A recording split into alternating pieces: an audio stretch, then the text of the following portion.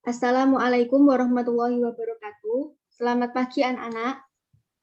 Waalaikumsalam warahmatullahi wabarakatuh. Selamat pagi, Bu. Selamat pagi, Bu. Selamat pagi, Bu. Untuk memulai pembelajaran hari ini, alangkah lebih baiknya kita memulai untuk berdoa terlebih dahulu ya. Berdoa menurut agama dan kepercayaan masing-masing. Berdoa dimulai.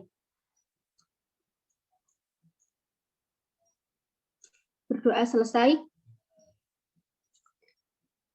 Baik, bagaimana kabarnya hari ini? Sehat semuanya? Alhamdulillah sehat ya. Walaupun kita tidak bisa bertatap muka secara langsung, Ibu harap kalian tetap semangat untuk melakukan pembelajaran di pagi hari ini. Kemudian Ibu akan melakukan presensi terlebih dahulu. Yang pertama ada Maidina Tahir. Apakah ada? Ada, Bu. Ya. Karina hadir? Ya. Kemudian Aukarin hadir? Hadir, Bu. Ya. Kemudian selanjutnya ada Anissa Kurniati. Hadir, Bu. Kemudian ada Agnes Monica hadir? Hadir, Bu. Baskara? Hadir, Bu. Nova Dia Fahri Ramadan. Hadir. Selanjutnya Muhammad Aldino Zaki Fayat. Hadir. Hadir, Bu. Yang terakhir ada Ansel Nicole. Hadir. Hadir, Bu. Alhamdulillah, terima kasih ya atas partisipasinya untuk hadir di kelas di pagi hari ini. Di pagi hari ini kita akan belajar mengenai pelaksanaan debat. Setelah minggu lalu kita belajar mengenai teori tentang debat. Namun Ibu ingin mengetes pemahaman dan ingatan kalian mengenai teori debat. Ibu akan bertanya kepada Ansel. Ansel mendengar suara saya?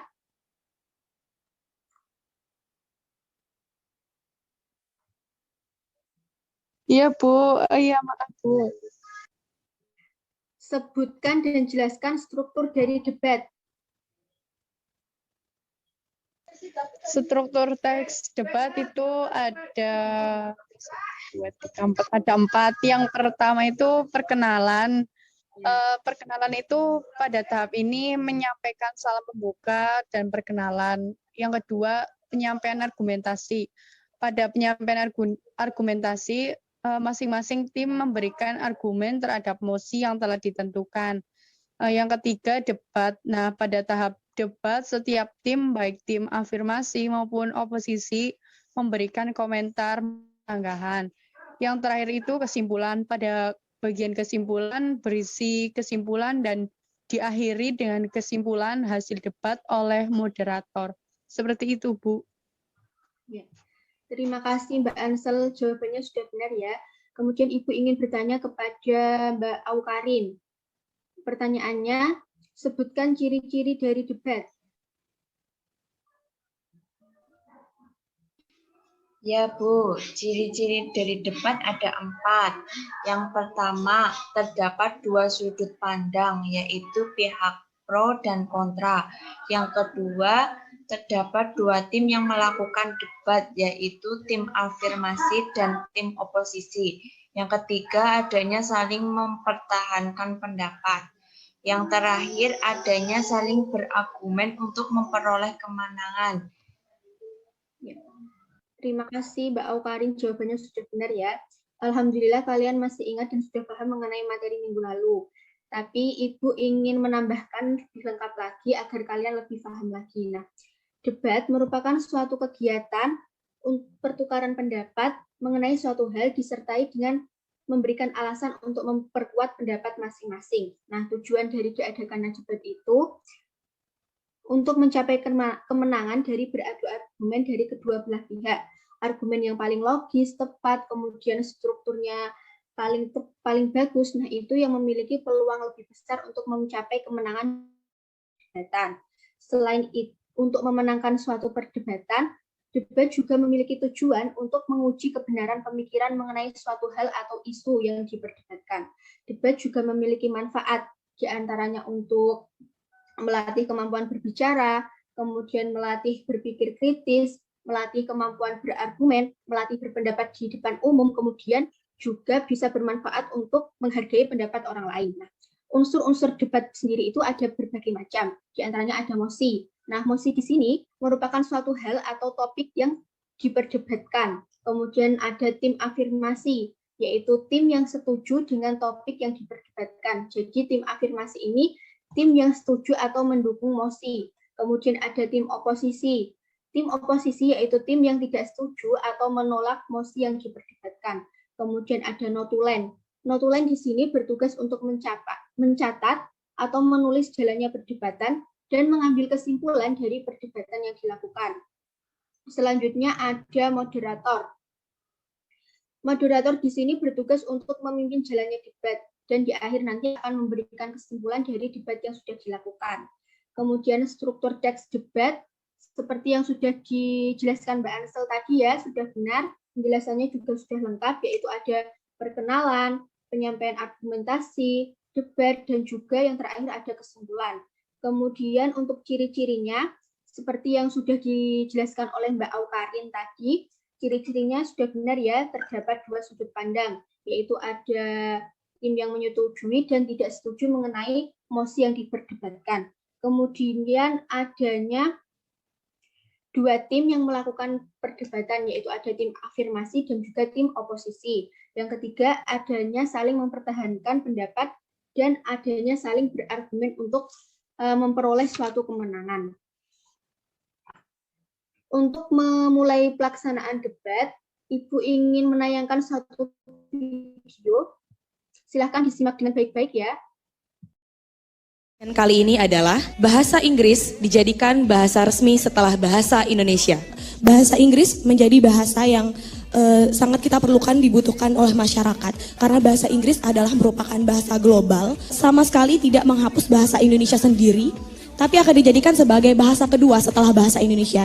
Jadi kekhawatiran seperti kita akan melupakan bahasa Indonesia itu tidak diperlukan. Kami dengan tegas menolak adanya legalitas atau peresmian bahasa Inggris menjadi bahasa resmi setelah Indonesia. Karena kami berlandaskan pada Sumpah Pemuda yang berbunyi, kami berbangsa satu, bahasa Indonesia. Dan itu perlu digarisbawahi.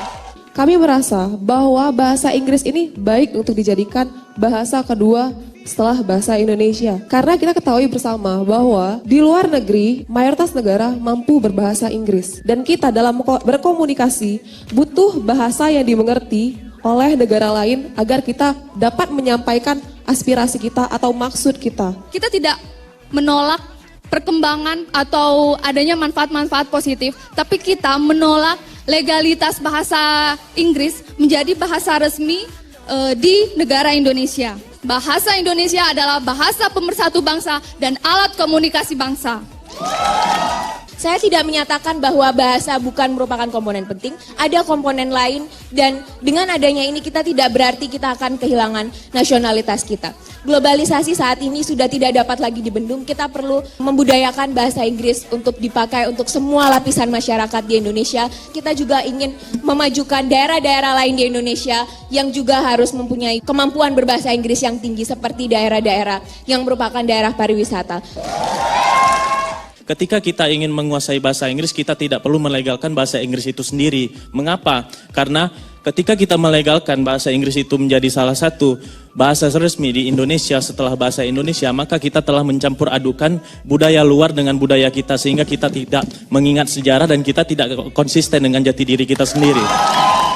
Jika teman-teman mengatakan bahwa bahasa Inggris hanya sebagai bahasa pengantar, itu tidak ada gunanya, hanya sebagai pengantar. Apa salahnya kalau seandainya kita menggunakan bahasa Inggris sebagai bahasa resmi kedua untuk memperlancar hubungan kita ke internasional? Saya melihat potensi bahasa Indonesia ini bisa menjadi bahasa dunia. Kenapa saya bilang demikian? Karena di ASEAN sendiri, bahasa yang digunakan sebagai bahasa pengantar di ASEAN adalah bahasa Indonesia. Ya.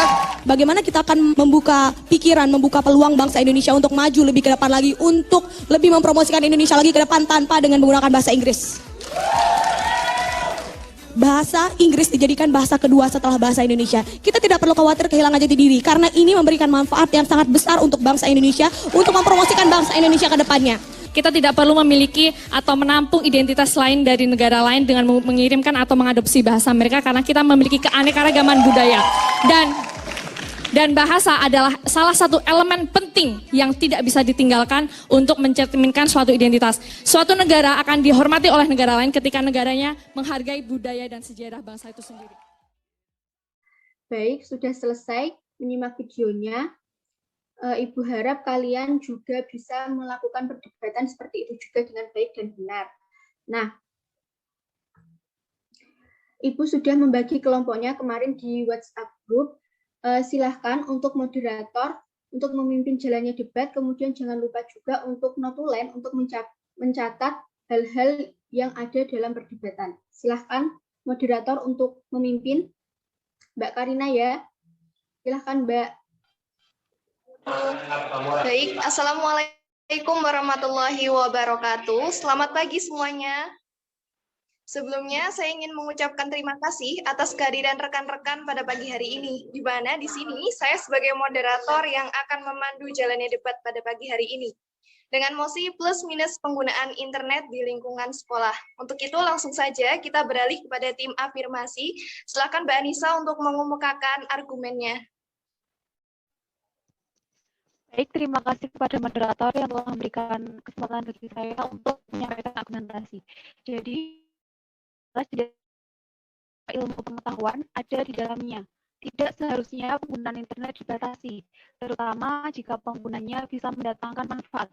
Khususnya di sekolah, terkadang siswa tidak dapat menemukan materi yang dibutuhkan di buku, maka dari itu siswa dapat membuka internet dan menemukan materi yang dicari. Karena itu, saya sebagai pembicara satu, tim afirmasi sangat setuju dengan mosi yang telah diberikan. Terima kasih. Baik, terima kasih kembali. Untuk selanjutnya kita beralih kepada tim oposisi. Silakan Mas Aldino untuk menyampaikan sanggahannya. Baik, internet memang banyak manfaatnya, tetapi banyak juga sisi negatifnya, seperti membuang-buang waktu untuk hal yang tidak penting, seperti browsing di sosial media. Siswa juga bisa melihat konten-konten negatif ketika di sekolah, diperbolehkan membawa HP tanpa pengawasan dari peserta didik. Terima kasih. Sama-sama, untuk selanjutnya kita beralih kepada tim afirmasi. Silakan Mbak Agnes untuk menyampaikan argumen kelompoknya. Baik, saya Agnesia dari tim afirmasi. Saya setuju memang ada sisi negatifnya, namun hal ini bukan salah internetnya. Lebih ke salah pengendalian diri agar tidak browsing ke hal-hal yang negatif. Terima kasih. Terima kasih kembali. Selanjutnya yang terakhir kita akan beralih kepada tim oposisi. Silakan Mas Valen untuk mengemukakan argumennya. Baik, ya tapi hal itu susah dikendalikan karena pada saat ini banyak sekali sosial media yang gencar melakukan promosi, sehingga membuat lupa akan manfaat sesungguhnya dari internet. Terima kasih. Baik, terima kasih kembali. Demikianlah kegiatan debat pada pagi hari ini. Izinkan saya untuk mengemukakan kesimpulannya. Internet memang memberikan dampak positif dan negatif. Meski demikian, apa yang kita dapat dari internet tergantung dari kita yang menggunakannya. Untuk itu, bijaklah dalam menggunakannya. Sekian dari kami. Bila ada salah kata, kami mohon maaf. Wassalamualaikum warahmatullahi wabarakatuh. Saya kembalikan ke Ibu. Terima kasih anak-anak sudah melakukan suatu pelaksanaan debat. Kemudian sebelum Ibu mengevaluasi, silakan yang bertugas sebagai notulen untuk membacakan hasil dari tulisannya. Baik, di sini saya selaku notulen akan membacakan hasil dari pelaksanaan debat kali ini yang dimoderatori oleh Karina, dan saya juga akan membacakan argumen-argumen dari masing-masing tim dengan anggota tim afirmasi yaitu Agnes dan Anissa, serta tim oposisi yaitu Aldino dan Baskara. Argumen yang pertama dari tim afirmasi, bahwa internet seharusnya tidak dibatasi karena di dalamnya banyak pengetahuan dan bisa memberikan manfaat. Kemudian argumen dari tim oposisi pertama, selain memiliki manfaat, internet juga memiliki banyak sisi negatif bagi siswa. Kemudian tim afirmasi kedua, sisi negatif dari internet bukan salah dari internetnya, namun pengguna harus lebih mengendalikan diri. Kemudian argumen dari tim oposisi kedua, bahwa pengendalian diri dalam penggunaan internet susah dilakukan karena banyak situs di sosial media yang gencar melakukan iklan. Kemudian kesimpulan yang dapat saya ambil dari argumen kedua tim ini, yaitu internet dapat memberikan dampak positif dan negatif bagi para penggunanya. Dampak yang dihasilkan dari penggunaan internet tergantung dari penggunanya itu sendiri. Jika seseorang menggunakan internet dengan bijak, maka dia akan mendapatkan manfaatnya dan begitu juga sebaliknya. Terima kasih. Terima kasih Mbak Maidina Tahir. Evaluasi dari Ibu sudah cukup baik, pelaksanaan debatnya, moderator juga sudah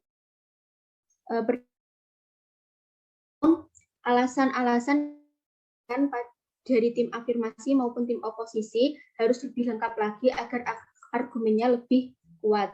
Kemudian untuk notulen, catatannya sudah bagus dan sudah lengkap. Kemudian sebelum saya menutup pembelajaran di pertemuan kali ini, apakah ada yang ingin bertanya?